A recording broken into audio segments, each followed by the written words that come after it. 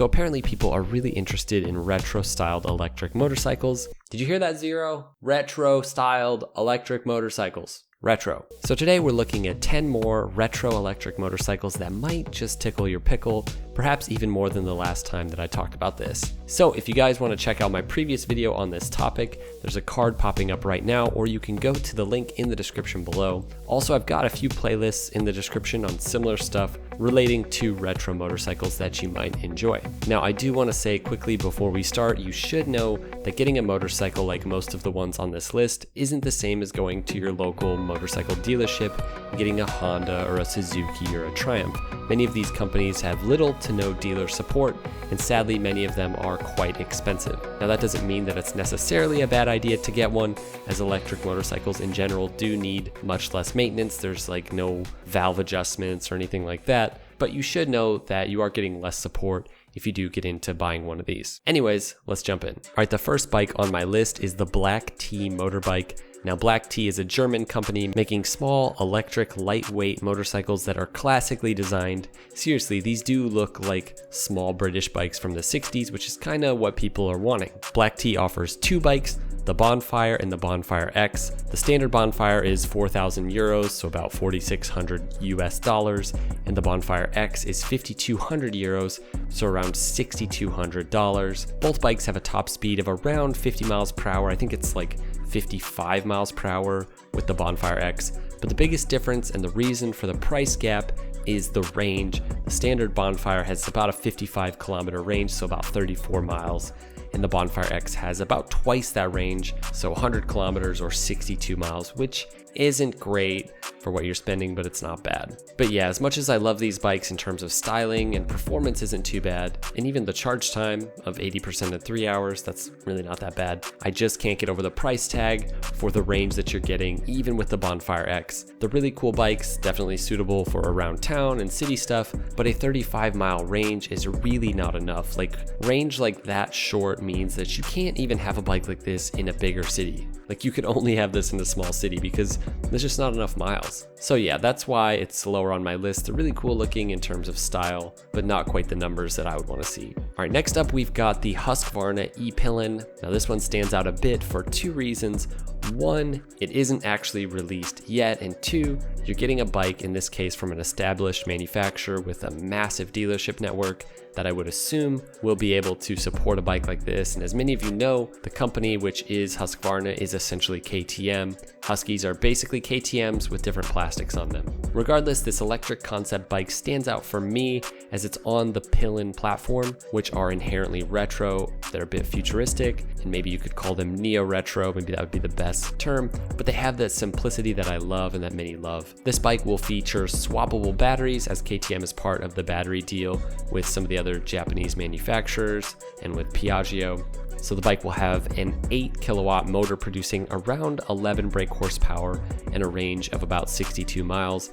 I don't believe they've announced a price yet, but with those specs, you'd hope it isn't too pricey. It would be tough to sell, especially if it's more than, for example, the 401 bikes that Husqvarna has. Regardless, it's a pretty rad looking neo-retro electric motorcycle. All right, on to the next one, which is the Famel E-XF, or the Famel, which is essentially a pre-release bike that isn't available at this point, but you can pre-order it. This is a retro-styled e-motorcycle that honestly I love in terms of styling. This is probably one of my favorite ones in terms of styling. This bike will run you 4,100 euros or about $4,700, and it has a max speed of 70 kilometers per hour or 43 miles per hour and a range of 80 kilometers or about 50 miles, which really isn't bad for these small electric motorcycles. Again, I would love to see a little bike like this crank out a 100-mile range. We're going to see some bikes that do later on in the list, but this one does not. These are really more in-town commuters more than anything else. They're essentially souped up e-bikes.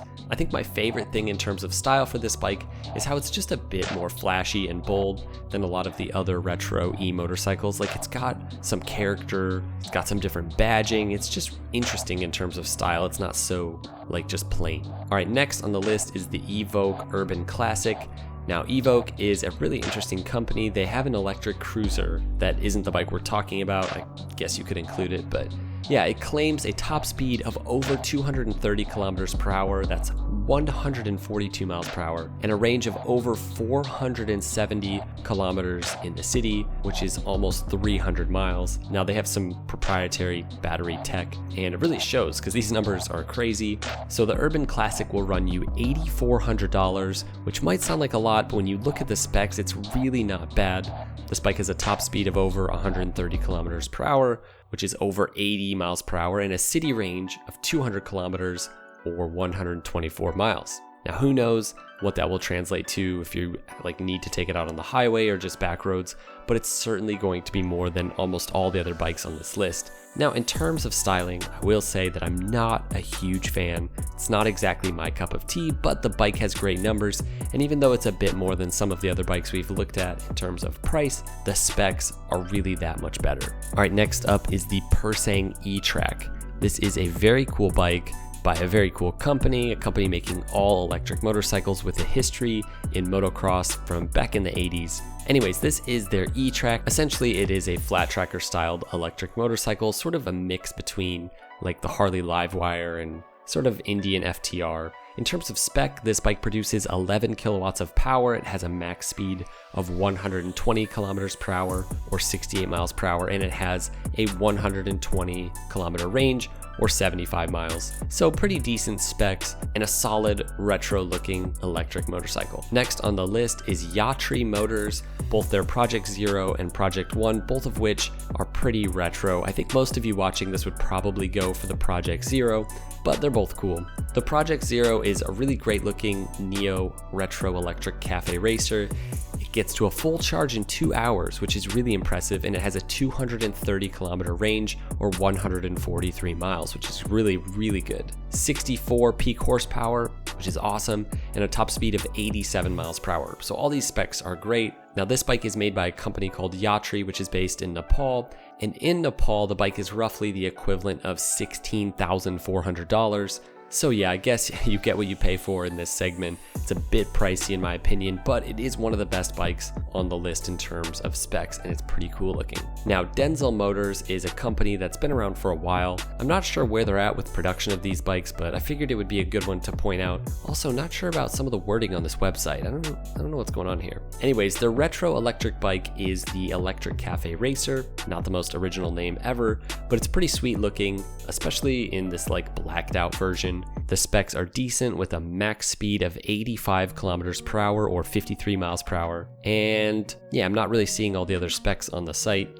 Anyways, it's all linked down below if you guys want to check this bike out. Not sure totally what's going on with this one. It's cool looking, but yeah, it's a little sketchy. Next, we have the VE Scrambler S. Now this one is technically more of an e-bike, but I included it because it does look a lot like a motorcycle. And honestly, it really feels like it is a crossover between a motorcycle and an e-bike. This bike is $7,000, has a top speed of 36 miles per hour, a 75 mile range, and a 4.5 hour charge time. So not the best specs in terms of price like that, but really it's pretty decent specs for an e-bike, and e-bikes can be really expensive. And hey, it's cool looking. So if you have the money laying around, this might not be a bad option, and it feels like this is a bit of a more established company than some of the ones that we've looked at. All right, next we have the Pepper electric motorcycle, and the idea behind this bike is that it's laid out sort of as a crossover between a bike and a motorcycle, kind of like the last one, but they specifically say that's what they're going for. This bike has a max speed of 70 kph or 43 miles per hour,